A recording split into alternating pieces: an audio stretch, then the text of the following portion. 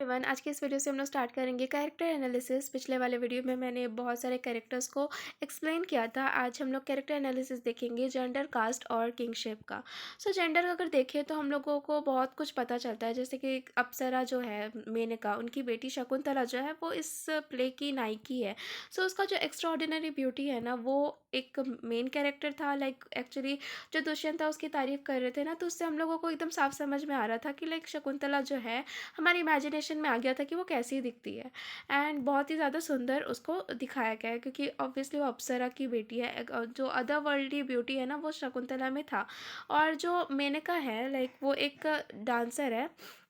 मतलब अप्सरास का काम ही होता था ना डांस करना एंड गाना गाना गॉड्स के लिए। एंड जब कोई सेज अगर पेशेंस में कोई ध्यान वगैरह कर रहा है, तो उसका ध्यान भटकाने वाला काम भी उनको दिया जाता था। सो इसीलिए अगर हम लोग देखें तो शकुंतला जो है एक पतिव्रता स्त्री है, पर मेनका बिल्कुल भी नहीं है, बिकॉज वो एक अप्सरा है।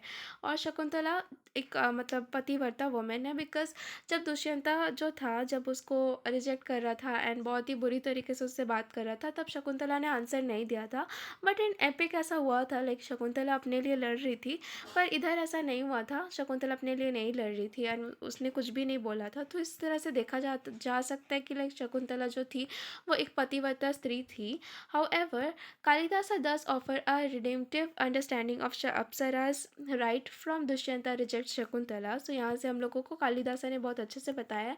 यहाँ पे एक्चुअली हम लोग को लिखा भी हुआ है लाइक डायलॉग वाइज, तो यह पढ़ सकते हो। This event shows us the protective and caring side of Menaka. Okay, so यहाँ मतलब ना एक चीज़ हम लोग को पता चलता है कि एक प्रोटेक्टिव साइड, क्योंकि जब दुष्यंता ने शकुंतला को रिजेक्ट कर दिया था ना, तो मेनका जो थी एक मतलब उसको लेकर, शकुंतला को लेके वो चली गई थी। तो इस बात से उनका एक प्रोटेक्टिव नेचर समझ में आता है एंड एक रिस्पॉन्सिबिलिटी समझ में आता है शकुंतला की तरफ मेनका का। तो उसके बाद यहाँ भी वो मतलब रुका नहीं था। जो मेनका थी, उन्होंने अपनी फ्रेंड मिस्टर केशी को बोला था कि लाइक वो ध्यान रखे शकुंतला की, मतलब नज़र रखे और दुष्यंता की तरफ भी नज़र रखे कि वो क्या कर रहे हैं। And their actions are departure from the general understanding of the supernatural women and shows us a much more agreeable angel to them. Okay, so अगर हम लोग ऐसे देखें ना कि वो एक सुपर नेचुरल वुमेन है, तो इस हिसाब से वो ऐसा कर सकती है। However, this is not enough to overturn the stigma of promiscuity and assertive identity associated with apsaras.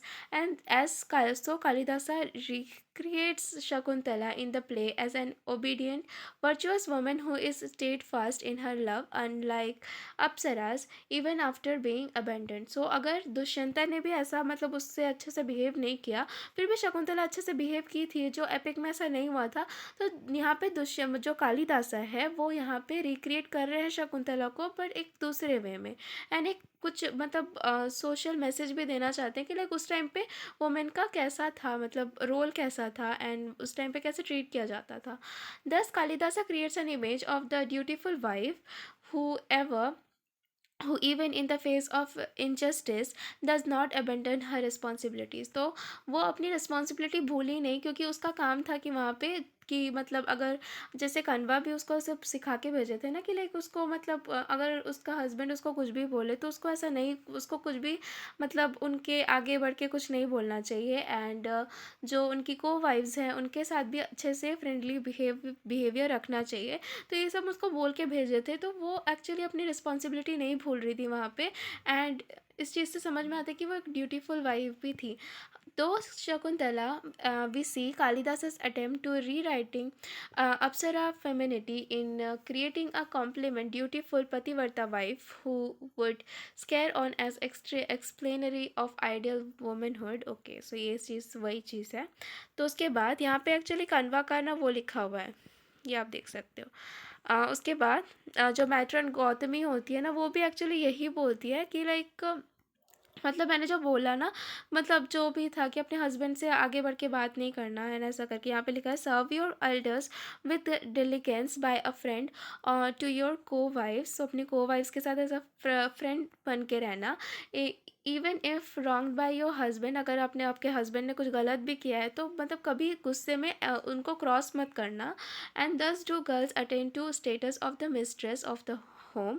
तो ये देखो वही यहाँ पे वैसा ही लिखा हुआ है। उसके बाद Gautami and the other female ascetics retrain their advice as well. So ऐसा ही शकुंतला को जाते वक्त वो एडवाइस देते हैं कि लाइक ऐसे रहना चाहिए एंड ऐसा करना चाहिए। These wifely duties are referred to in the final act when Maricha is said be busy preaching to Aditi and the wives of other sages on the conduct of virtuous wife। Okay. So यहाँ पे actually बहुत सारी चीज़ें ऐसे ऐसा ऐसा है and actually जो दुष्यंता और गौतमी है जब उसको ब्लेस करते हैं तो ब्लेस करते हैं कि आप मतलब तुम उनका बेटा हो ताकि वो किंगडम को आगे बढ़ा सके एंड इवन दुष्यंता भी चाहते हैं कि उनका एक बेटा ही हो। Compare to the disorderly femininity of the apsara in the patriarchal sanctioned femininity embodied in the figure of Aditi Maricha, Maricha's wife of Indra's mother। So Aditi जो थी वो maricha की wife थी और इंदिरा की mother थी। And it is important to note that it is in the ordered patriarchal world of the scared hermitage of Shakuntala regains her material happiness।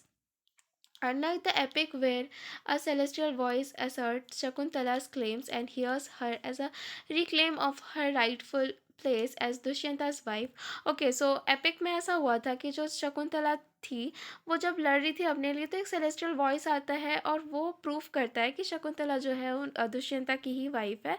पर epic में ऐसा कुछ नहीं होता है, ऐसा कोई सेलेस्टियल वॉइस नहीं आता है और कोई भी वैलिडेट नहीं कर पाता है शकुंतला को कि शकुंतला दुष्यंता की ही वाइफ है। The heavenly couple Maricha and Aditi serves as a moral for Dushyanta and Shakuntala and it is apt that their familial union occurs here।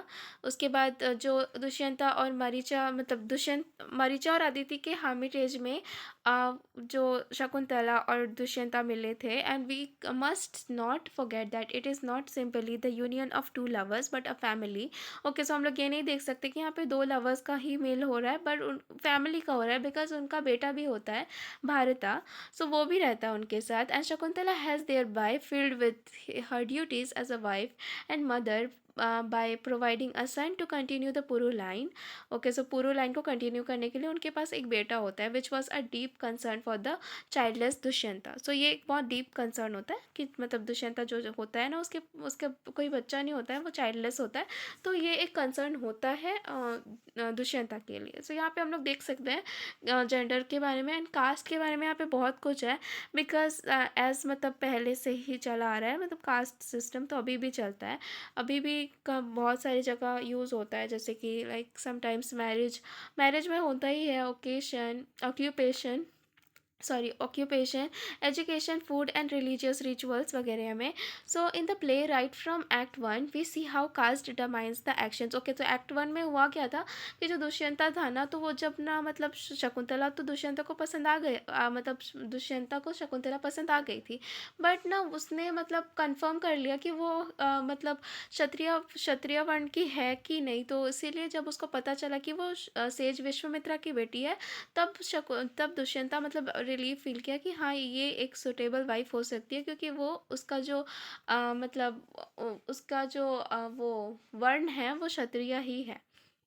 उसके बाद before Dushyanta begins to actively pursue Shakuntala, हाँ मतलब वही होता है कि लाइक जो दुष्यंता होता है ना वो कंफर्म कर लेता है कि मतलब शकुंतला का Kshatriya caste and in accordance to the caste system sons are important as they ensure the continuation of the family name caste. Okay so अगर हम लोग देखें सॉरी फैमिली का नाम और कास्ट वगैरह देखें तो अगर मतलब जो सन होते हैं ना वो इम्पॉर्टेंट इसलिए माने जाते हैं क्योंकि वो फैमिली को कंटिन्यू करते हैं एंड अगर डॉटर होगी तो वो किसी और के घर की मतलब कंटिन्यू कर देगी किसी और की फैमिली को, यहाँ का नहीं होगा। तो इसीलिए ना सन को इम्पॉर्टेंट माना जाता था उस टाइम पे। As such other preoccupation in the family play sorry a preoccupation in the play in the is the birth of the son of continued Puru line.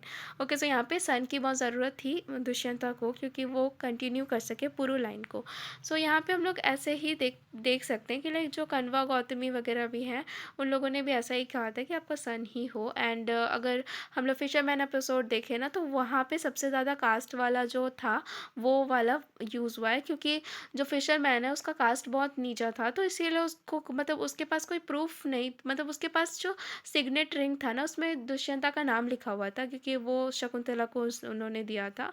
तो जो गार्ड्स है ना वो उसको उसकी बात सुने ही नहीं, उसको बोलने का मौका ही नहीं दिए. एंड वो बहुत पहले से ही बोल रहा था कि उसको फिश के पेट से ही ये रिंग मिला है, फिर भी उसको चोर समझ के उसको लेकर आ गए विदाउट एनी प्रूफ. और उसके बाद जब फिशरमैन को रिवॉर्ड दिया दुष्यंता ने, तो उसको भी लेकर मतलब जो जो गार्ड्स थे वो जेलस फील कर रहे थे. एंड उस चीज़ से बिल्कुल भी मतलब सॉरी तो उन लोगों ने बोला ही नहीं था, मतलब एकदम मतलब उन लोग दुखी भी नहीं थे, उनका बिहेवियर बहुत ज़्यादा ख़राब था. पर जो फिशरमैन है ना, रिवॉर्ड वाले प्राइस से उसने अल्कोहल ख़रीदा एंड तीनों दोस्त बन गए उसके बाद. तो यहाँ से समझ में आता है कि लाइक कास्ट मतलब उनका कास्ट जब अगर कोई बड़ा होता ना, मतलब बड़े कास्ट का होता ना, तो ऐसा कुछ नहीं होता, उसका एटलीस्ट कोई सुनता. पर इधर कोई सुनने वाला नहीं था, बिकॉज उसका कास्ट बहुत नीचे था. उसके बाद यहाँ पे अगर हम लोग किंगशिप की बात करें, सो यहाँ पे दुष्यंता जो है मतलब एक बहुत ही अच्छा राजा है, और उसको उसको उसके लिए ना किंगडम बहुत मैटर करता है. क्योंकि अगर हम लोग देखें कि लाइक जब वो हार्मिटेज गया था, तो उसको अपॉर्चुनिटी थी लाइक जो वो शकुंतला से मिल सके, बिकॉज़ वो टैक्स वगैरह लेने के लिए वो कभी भी जा सकता है, पर बाकी कोई ऑर्डिनरी इंसान नहीं जा सकता बार बार ऐसे हार्मिटेज में. पर लीगली जो दुष्यंता था वो अलाउड था. तो एक्चुअली इस तरीके से अगर हम लोग देखें तो मतलब जो दुष्यंता है वो एक मतलब राजा अच्छा तो है ही, पर एक बहुत सारी चीज़ें हैं, जैसे जो शकुंतला से वो बात कर रहा था तो वो बिल्कुल अच्छे से बात नहीं कर रहा था. एक ऑर्डिनरी वुमन से भी बात करने का तरीका जो दुष्यंता का अच्छा नहीं था. एंड उसके बाद जो डियर को वो हंट करने के लिए गया था वो बहुत ही ज़्यादा डरा हुआ था, तो एक स्कैर्ड एनिमल को और भी ज़्यादा डराना और मारना ये भी एक राजा का कर्तव्य नहीं है. बट एक्चुअली एक चैरियॉटर ने रोका तो वो रुक गया था, तो ये एक अच्छा चीज़ है कि लाइक वो सुनते हैं.